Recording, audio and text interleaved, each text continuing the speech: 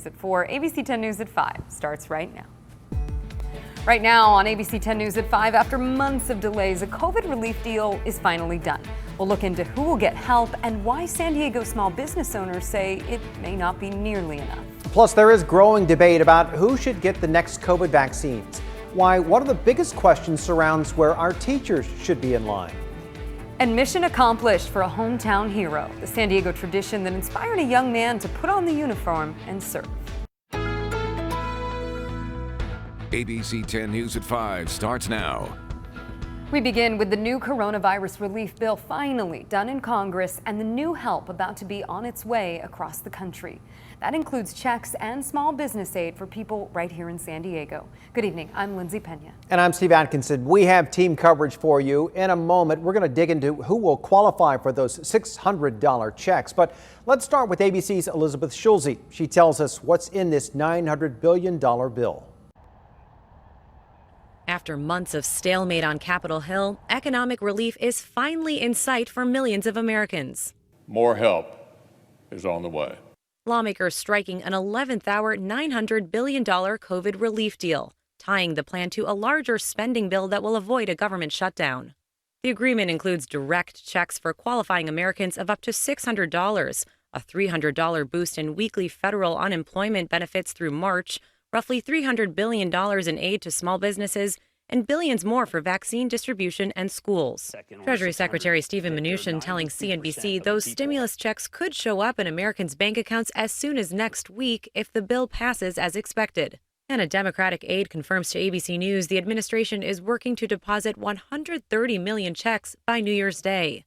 The good news is this is a very, very fast way of getting money into the economy. And again, let me emphasize that people are going to see this money the beginning of next week. For single mom Renee DiCarlo, who was forced to close her business, help can't come soon enough. Every dollar matters to me. The more they give me, the more ability I'll have to get my life back in order, a little bit at a time, because right now there isn't enough to support myself or my kids. As coronavirus cases continue to climb, forcing more business closures and layoffs, some economists fear the help could be too little, too late. Democrats, who had initially demanded trillions more in aid, are calling the deal a down payment. We consider this a first step, and that, again, more needs to be done. President Trump is expected to sign the bill into law once it passes, and President-elect Biden applauded the deal, but said Congress's work is far from over. Elizabeth Schulze, ABC News, Washington. San Diego business owners say the relief is desperately needed, but might not help as much as the last stimulus. ABC 10 News reporter John Horn explains how the package is bringing relief, but also creating frustration. You know, you always think you're going to survive and be in business. But David Hine wasn't sure if his 2 La Jolla restaurants would make it through the pandemic. We get SDG&E invoices, we get water invoices. We have to pay our insurance, liability insurance, workers' comp. That all continues. Hines' family owns Brockton Villa and Beaumont's, down to a handful of workers. One reason they even made it this far, a forgivable federal stimulus loan that helped pay the bills back in the spring. That first round of aid also boosted unemployment checks and made direct payments to millions of Americans. It's now winter, and all of that has been gone for months. This new stimulus package looks similar, but the cash payments have been cut in half amid deficit concerns. Under the new package, San Diegans who earned up to $75,000 in 2019 would get the full $600 payment with reduced amounts for higher incomes.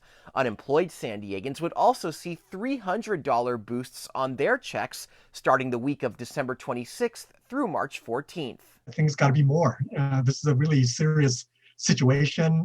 Businesses are going out of business. But Hines says he's relieved, even if he doesn't get as big of a stimulus loan. Obviously, with that coming, it gives us more confidence to close, and then we'll be able to pay our bills. And eventually hire back the 42 employees he just laid off. John Horn, ABC 10 News. Beaumont's is transitioning to takeout only. In November, there were more than 105,000 unemployed San Diegans, according to state data released last week.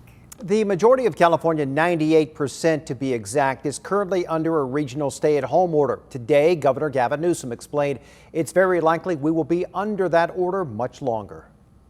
we are likely, I think it's pretty self-evident, going to need to extend those original dates. You may recall that the expiration in San Joaquin County was on the 28th of this month, in Southern California, the 30th of this month. Based upon all the data and based upon all these trend lines, it's very likely, based on those current trends, that we'll need to extend.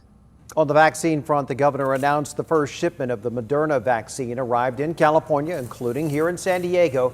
That includes 110,000 doses. Our state is getting a total of 672,000 doses. President-elect Joe Biden rolled up his sleeves today in front of the cameras to get vaccinated against COVID-19. Both Biden and his wife, Dr. Jill Biden, got their first doses of the Pfizer vaccine at a hospital in Delaware. This is part of an ongoing effort by top government officials to boost public confidence and encourage people to get inoculated. Biden's transition team says Vice President-elect Kamala Harris and her husband, Doug Emhoff, will get vaccinated next week. While the surge nationwide continues to worsen, hope is on the way. Right now, nearly 6 million doses of Moderna's vaccine are making their way to more than 3,700 locations in all 50 states. In the last week alone, there's been about 18,000 COVID-19 related deaths. That's approximately 108 deaths per hour. Over 500,000 doses of Pfizer's vaccine have already been administered. The arrival of this second vaccine is giving hospitals hope despite the strain of a growing number of COVID-19 patients. When you get up to the ICU, you feel like you're almost getting into like a war zone. It's just a constant, like, loud noise of just people running and doing what they can. Federal officials say they're confident that by June, anyone who wants to get vaccinated will be able to. Right now, the governor's scientific advisors are meeting to discuss who will be next in line to get the vaccine. The CDC recommends the next group be people 75 and older and certain essential workers. Our ABC 10 News anchor Derek Stahl shows why one of the biggest questions involves when to vaccinate teachers.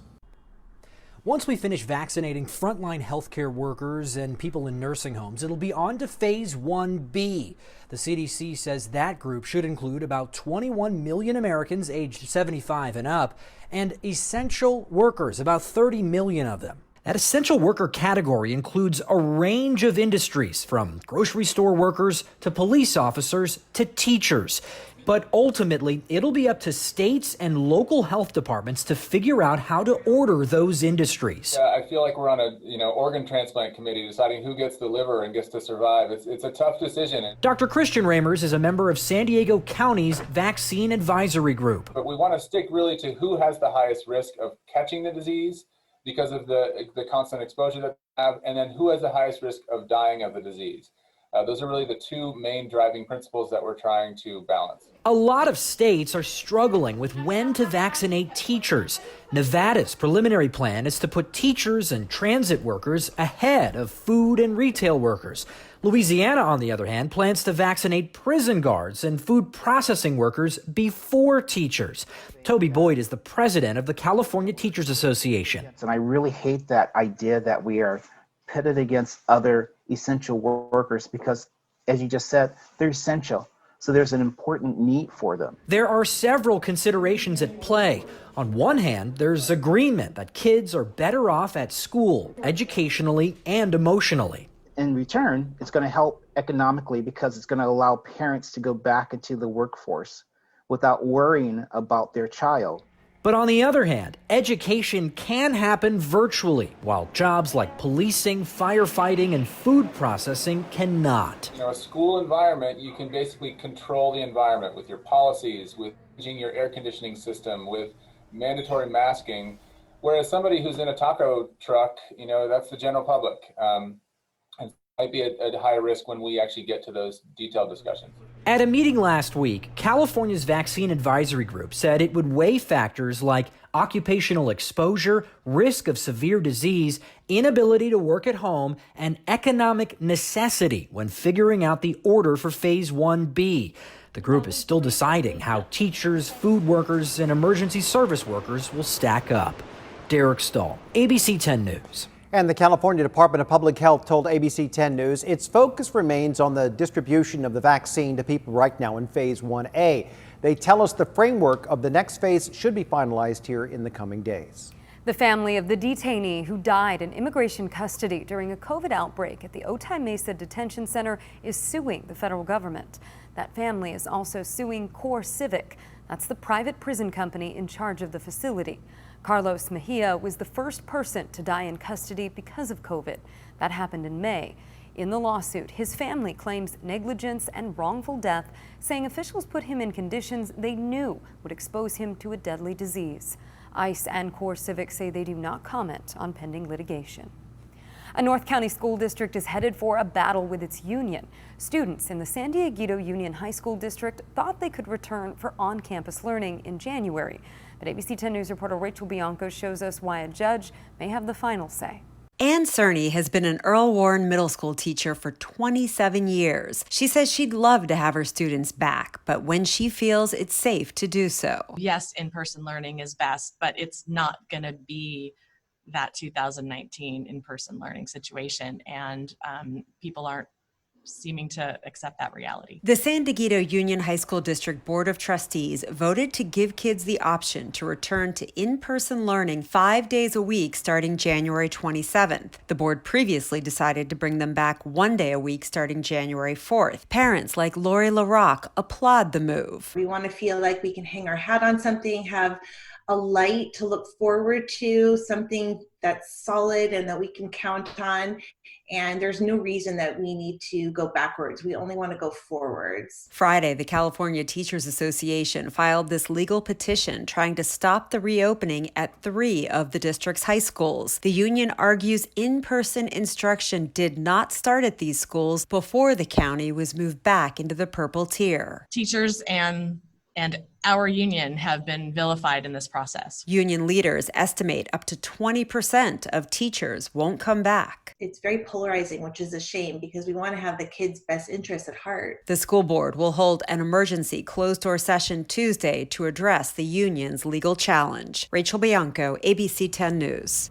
The school board president says teachers who are in a high-risk group or household can continue working remotely until January 22nd.